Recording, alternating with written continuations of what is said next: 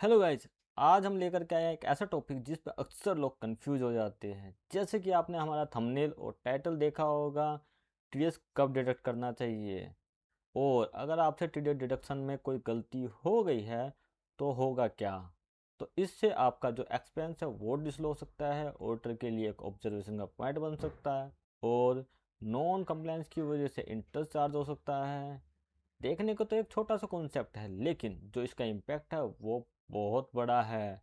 अप्रैल से लेकर के फेब मंथ तक जनरली ज़्यादा प्रॉब्लम नहीं आती, लेकिन जैसे ही मार्च एंड होता है और न्यू फाइनेंशियल ईयर स्टार्ट होता है, ये कन्फ्यूज़न बढ़ता चला जाता है। ऐसा क्यों? एक्सपेंस मार्च से लेट करता है, जो इनवॉइस डेट होती है वो अप्रैल की आ जाती है, और पेमेंट आफ्टर बिलिंग डेट होती है। तो ऐसे केसेस में एक ही ट्रांजैक्शन के तीन अलग अलग इवेंट होने की वजह से और साथ में फाइनेंशियल चेंज होने की वजह से ये कन्फ्यूजन बढ़ता चला जाता है। अब किसी भी कंक्लूजन पे पहुंचने से पहले ये देख लेते हैं कि इनकम टैक्स इसके बारे में क्या कहता है। तो हम आ चुके हैं इनकम टैक्स की ऑफिशियल साइट पर, और हमने ओपन किया हुआ 194C सेक्शन। ऐसे ही सभी सेक्शंस में मेंशन है कि आपको डिडक्शन कब करना है। जो आपको यहाँ पे रूल देखने को मिलेगा वो rule most of the section में सिमिलर है, लेकिन कुछ सेक्शंस में ये रूल डिफर है, तो वो आपको देखना होगा eight the time of deduction. आइए रीड करते हैं यहाँ पे क्या रूल मेंशन है। तो आप सेकंड लाइन के एंड में देख पा रहे होंगे कि at the time of the credit of such sum to the account of the contractor, or at the time of payment thereof in cash, or by issue of a check or draft, or by any other mode whichever is earlier। यहाँ पे दो events की बात की गई है, credit of sum in the account of the contractor, और जब आप पेमेंट करते हैं।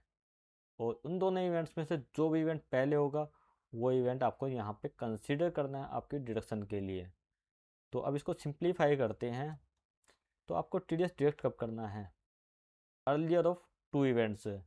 फर्स्ट इवेंट कब होगा? जब आप बुक्स में एंट्री करोगे, क्रेडिट एंट्री करोगे। वो सेकंड इवेंट होगा जब आप उसकी पेमेंट करोगे। तो दोनों इवेंट्स में से जो भी इवेंट पहले होता है उस पर आपको टीडीएस डिडक्ट कर लेना चाहिए। अब एक एग्जांपल समझते हैं इस टॉपिक को। पार्टी ए ने पार्टी बी से एक गोडाउन रेंट पे लिया, और पार्टी बी जो लैंडलॉर्ड हैं उन्होंने एक बिल रेज किया रेंट का 2 अप्रैल को।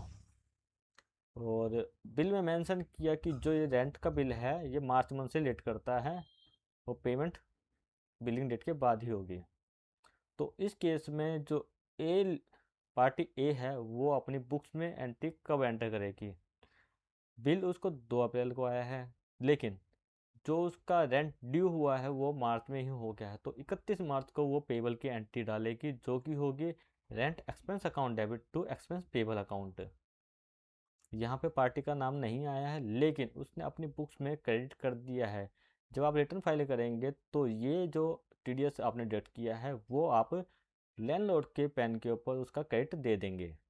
उम्मीद करता हूँ आपको इस एग्जांपल से और ज़्यादा क्लियर हो गया होगा कि आपको टीडीएस कब डिडक्ट करना है। तो दोनों इवेंट्स में से जो भी इवेंट पहले होता है आपको टीडीएस उसी इवेंट पे डिडक्ट करना है और डिपॉजिट करवा देना है।